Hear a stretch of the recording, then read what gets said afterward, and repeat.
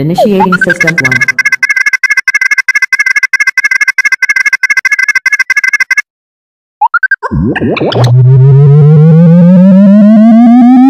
System 1 loaded.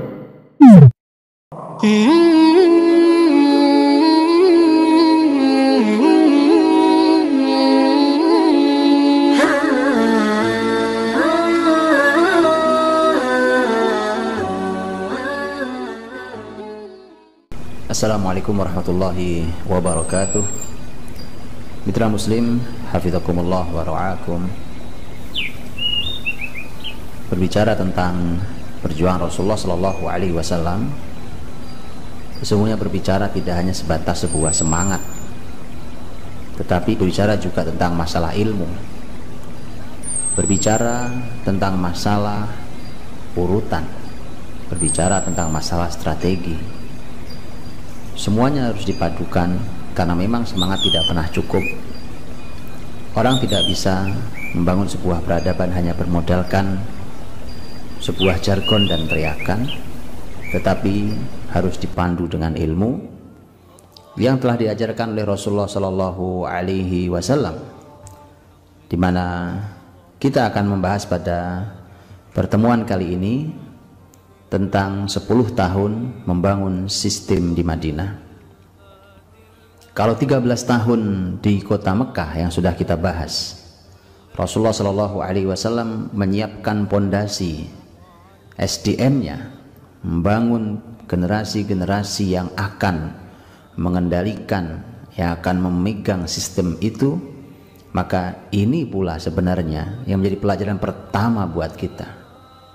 Karenanya kita akan sangat kecewa ketika kita menemukan seseorang di tengah jalan yang kita tidak pernah kenal siapa dia, dengan kualitas dirinya, tapi tiba-tiba hanya karena dia mendapatkan simpati besar kemudian dia menjadi pemegang sistem. Kita sering kecewa dengan bab seperti itu, dengan kejadian seperti itu, dan ternyata dalam peradaban Islam hal seperti itu tidak dilakukan. Karena semua yang mengendalikan dan memegang sistem adalah mereka-mereka yang dulu bersama-sama mengaji, mereka yang bersama-sama bersama Rasulullah Sallallahu Alaihi Wasallam. Mereka kumpul bersama di kota Madinah setiap saat bersama, dalam ilmu yang sama, dalam iman yang sama, dalam amal yang sama, semuanya dalam frame amal jama'i yang islami, yang kemudian setelah itu maka mereka bertebaran di muka bumi menjadi pemimpin yang tetap saling terkait satu sama lainnya setelah dahulu mereka memang dibina Nabi dalam satu kesatuan. Itu pula yang harus kita lakukan ketika kita membahas tentang sebuah peradaban hari ini. Mari kita lihat lebih detail lagi tentang bagaimana Rasulullah Shallallahu Alaihi Wasallam sepanjang 10 tahun di kota Madinah. Kalau boleh kita bagi, maka 10 tahun itu bisa kita bagi menjadi beberapa bagian. Bagian yang pertama adalah ketika Nabi Shallallahu Alaihi Wasallam mulai membangun, menanam tunas sistem itu. Begitu Nabi Shallallahu Alaihi Wasallam memasuki kota Madinah, Madinah bukanlah sebuah negeri yang telah siap sebagai sebuah negara. Madinah negeri yang tidak siap, bahkan hanya sekedar urusan kesehatan atau urusan ekonomi. Karena buktinya Madinah harus didoakan dulu oleh Nabi Shallallahu Alaihi Wasallam tentang kesehatan kota itu yang memang bermasalah, juga tentang perekonomian yang harus dicarikan solusinya oleh Rasulullah Shallallahu Alaihi Wasallam.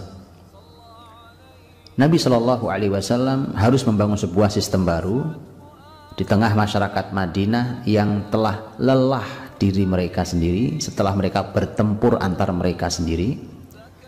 Sepanjang kurang lebih ratusan tahun mereka bertempur. Mereka perang saudara, masyarakat yang lesu, masyarakat yang lelah, masyarakat yang murung, dikarenakan mereka habis tenaga dan potensinya untuk bertarung antar mereka.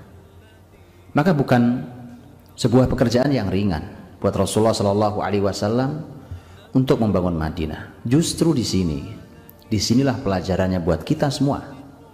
Bahwa Rasulullah SAW tidak diberi oleh Allah sebuah kota yang siap, yang sudah mapan, tidak. Agar kita belajar dari Rasul kita langsung, beginilah cara menghadirkan sebuah negeri yang tadinya diabaikan oleh dunia, yang bahkan tidak dilirik oleh peradaban manapun, hingga menjadi pusat peradaban seluruh dunia. Rasulullah SAW memulai tunas sistem itu. Nabi melakukan beberapa langkah.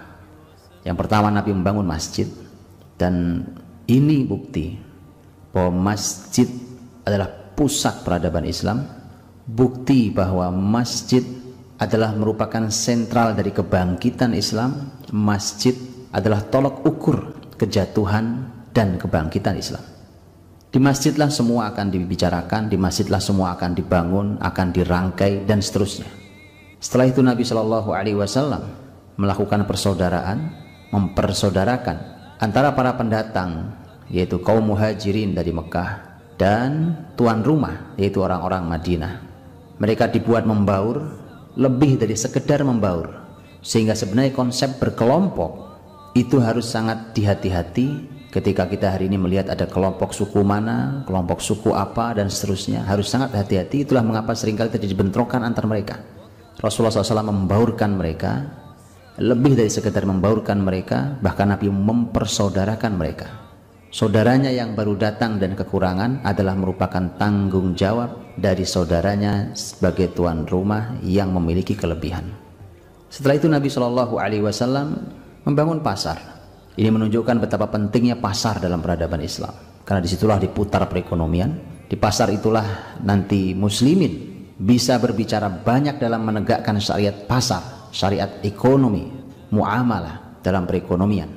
Karena bagaimana kita mau berbicara tentang perekonomian Islami, perekonomian syariah, sementara pasar kita masih pasar musuh Islam, sistem kita masih sistem Zionis? Maka menarik sekali, karena saat itu di zaman Nabi SAW di Madinah, pasar pun dikuasai oleh Yahudi. Ada pasar besar, contohnya pasar Bani Qainuqa, maka Nabi perlu membuat pasar untuk muslimin. Selanjutnya Nabi membuat perjanjian. Perjanjian ini tidak langsung dengan Yahudi, karena seringkali ketika membahas sirah nabawiyah, dan ini sangat disayangkan, ketika bicara tentang perjanjian Madinah hanya langsung membahas tentang perjanjian muslimin dengan Yahudi, yang larinya nanti hanya membicarakan tentang toleransi. Sangat disayangkan. Cobalah lihat lebih dalam, lebih detail. Tidak begitu.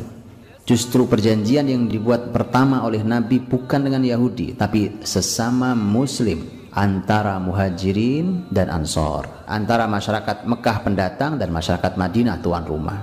Ada perjanjiannya. Bahkan kalimat pertama Rasulullah SAW di perjanjian sesama muslim adalah innahum ummatun wahidah min dunin nas. Mereka adalah umat yang satu, yang terpisah dari masyarakat manapun. Ketika kita berbicara tentang kata eksklusif, kita tidak pernah khawatir dengan kata itu, karena Rasul yang menyampaikan innahum ummatun wahidah min dunin nas. Muslimin ini punya eksklusifisme dari sisi akidah, ibadah, tidak boleh dicampuri. Tidak ada kata toleransi pada bab itu. Karenanya Nabi SAW menyampaikan kalimat bahwa mereka umat yang satu, terpisah dari umat manapun. Baru setelah itu, setelah disolidkan di internal, Nabi membuat perjanjian dengan musuh Islam yang saat itu adalah masyarakat Yahudi. Barulah kemudian bertoleransi, saling bersama-sama untuk menjaga sebuah kota, saling menolong, saling bersama untuk berbuat kebaikan selama tidak dosa, dan seterusnya. Itu tunas. Nabi menyiapkan tunas sistemnya. Kemudian Nabi Shallallahu Alaihi Wasallam dalam sirah beliau di kota Madinah, Nabi berjuang untuk mempertahankan negeri yang telah dibangun tunasnya itu, sistem tunas itu, dijaga oleh Nabi SAW dari berbagai macam gangguan yang ditimbulkan oleh musuh-musuh Islam yang mulai khawatir dengan keberadaan muslimin yang telah menguasai satu wilayah. Pelajaran mahal, silahkan diambil pelajarannya lebih dalam lagi. Selama setidaknya 5 tahun Nabi SAW dan para sahabat bertahan untuk mempertahankan negeri yang baru saja menjadi tunas ini. Karena namanya tunas, sesuatu yang baru, untuk itulah mungkin kekuatannya belum terlalu besar. Sementara musuh sudah punya kekuatan jauh lebih lama dan jauh lebih besar dan jauh lebih banyak. Tapi di hadapan pertolongan Allah Subhanahu wa Ta'ala semuanya menjadi tidak masalah. 5 tahun pertama muslimin belajar banyak bagaimana menjaga eksistensi muslimin di dalam sistem di kota Madinah itu. Ini adalah poin berikutnya tentang membangun sistem, hingga puncaknya adalah ketika tahun 5 Hijriah itu terjadi perang Ahzab yang diabadikan Allah dalam surat Al-Ahzab, atau yang disebut juga dengan perang Khandaq, di mana kata Ahzab artinya adalah sekutu. Adapun Khandaq artinya adalah parit, sekutu, karena berkumpul sekutu dari berbagai suku Arab, Quraisy dan non-Quraisy, mereka sepakat berkonspirasi untuk menyerang muslimin di Madinah. Khandaq karena itu adalah sistem pertahanan Nabi dan sahabat di kota Madinah, mereka membuat parit untuk pintu masuk ke kota Madinah. Di akhir perang Khandaq itu, setelah Allah berikan pertolongan yang mahal, hingga sekutu yang kekuatannya tidak mungkin dilawan oleh muslimin karena begitu besar yang mereka dan begitu buruknya keadaan muslimin saat itu, begitu mendapatkan kemenangan dari Allah Subhanahu wa Ta'ala, Nabi mengeluarkan sebuah kalimat dahsyat. Ini menunjukkan bahwa setelah tahun 5 adalah fase baru untuk sistem.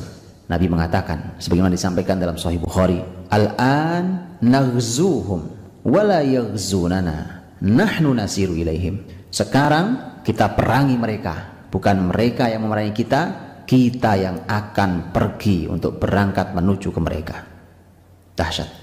Kalau 5 tahun yang awal Nabi dan para sahabat hanya bertahan, mempertahankan negeri, mempertahankan muslimin, mempertahankan Islam, akidah di hati mereka, maka setelah tahun 5 Nabi SAW sudah mengumumkan di akhir perang Khandaq, sekarang giliran kita yang akan berangkat menuju mereka, bukan mereka yang memerangi kita.